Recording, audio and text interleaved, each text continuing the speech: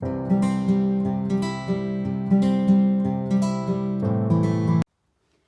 everyone, welcome back. It's Melanie, your She Shed Scrapper. So today I am back with a 2-page layout using an older collection from close to my heart. However, I am going to be using their new stencils, some of which are layering stencils. So they come in a 12 by 12 size. Here's 2 of them right now. I knew it would be kind of hard to see because they are obviously clear. So I wanted to kind of bring in the catalog.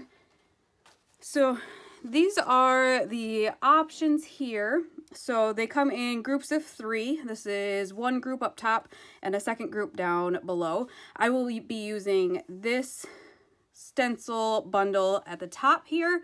I have already kind of played around with this layering stencil. So this is what I have.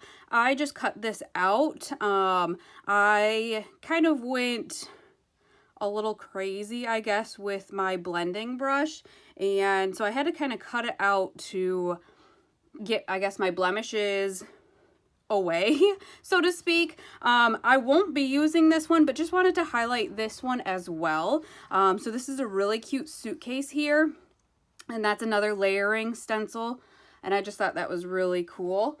So obviously this one's kind of outdoorsy travel, and then this one's just really fun. This one here has little notches in the 4 corners so that you can make your own rainbows. So I thought that was really cool too.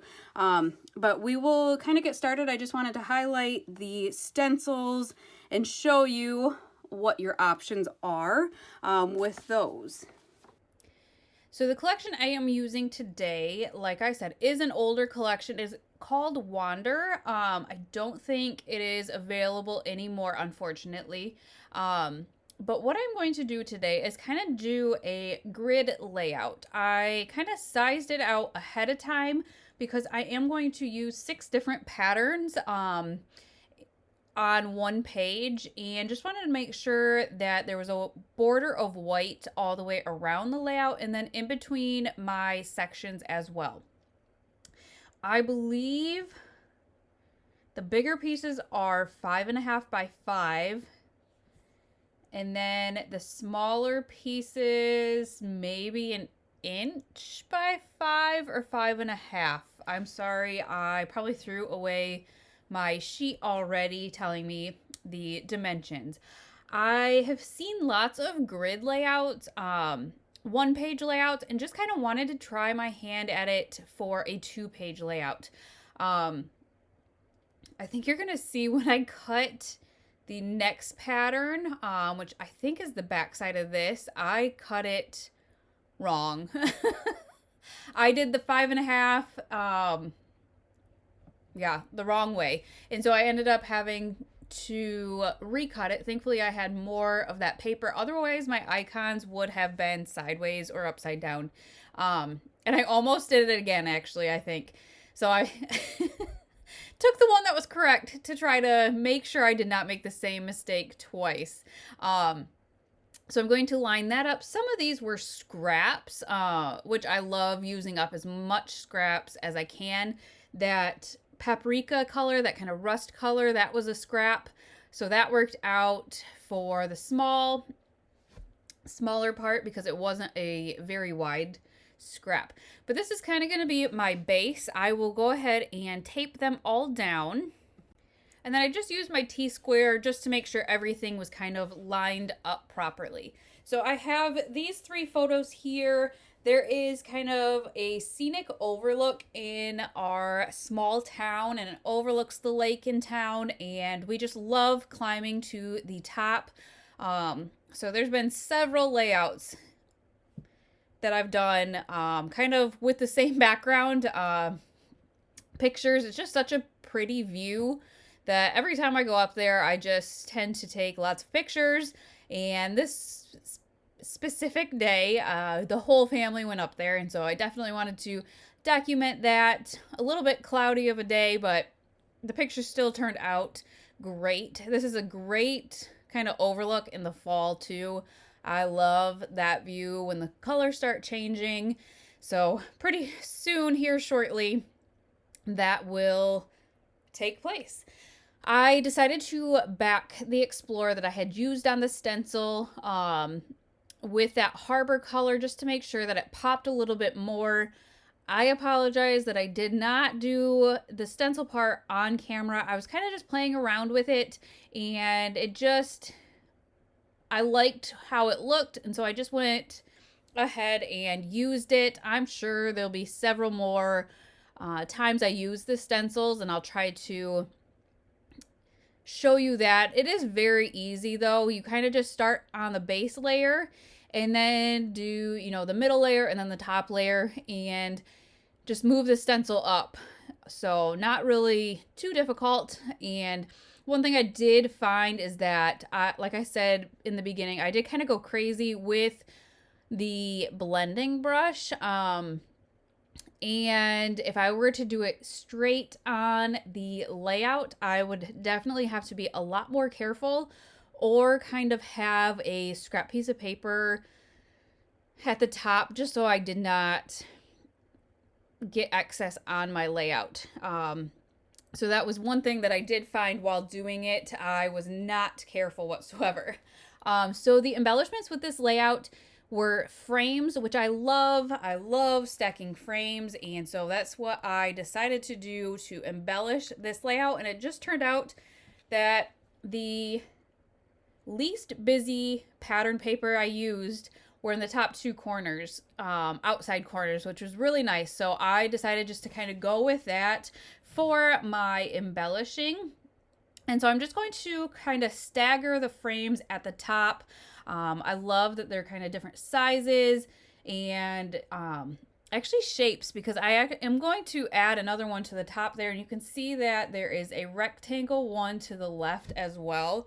And I'm going to add a rectangle to the top right. I just have a lot of fun with frames, and some of them actually, I don't know if they were meant to be frames, or they just were kind of like the outside, and they were still perforated, so they came out. So maybe they were meant to be frames, but I feel like I utilized quite a bit of that. So I kind of wanted to line up the photo somehow. I don't know why I kind of combined them. Maybe just a better angle for me to work on that layout. I'm not really sure, because the pictures don't line up. I do pop that title up on some foam tape, and then that little stamp I popped up on some foam tape at the top right as well. So really, the embellishments on page 2 are quite simple. I'm going to spill the beans and tell you that page 2 is done. I definitely could have added some more, but because the patterns were so busy, I just try to keep the embellishing simple. So on page 1, I am just going to layer those 3, put the Explorer on, and just kind of, I looked at the layout and just kind of realized it was so plain still. Even though it's so busy, the embellishments were plain.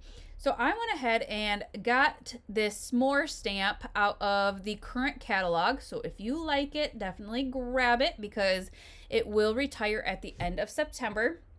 And I decided I was going to cut out some mountains. There's a great die cut there, and so I am going to cut out some mountains. And this was the first time that I had used that mountain die, and I did, I guess, maybe a couple of mistakes, the second of which worked out. But I had initially placed the die in the middle of the paper, and that just cut it out in the middle of the paper. It didn't like cut the bottom out so the mountains came out. I hope that makes sense. So what I did is I ran it through a second time on the edge of the paper, but in doing so, that kind of middle mountain popped out or fell off. It wasn't connected. I was kind of happy though, because then I was able to pop that one up on some foam tape and add even more dimension to the layout. And then you can see that I added some ink to the bottom of the mountains, just again to add some different dimension to it, just so it wasn't all one color. And then I decided to kind of use the same stamp and make a kind of a subtitle, I guess. You can piece together phrases from this stamp, and so I decided to use the Gray Outdoors, and I added it to a piece of Harbor cardstock. So I used the white daisy for the outdoors, and then I pretty sure I probably used the Harbor ink for the grate.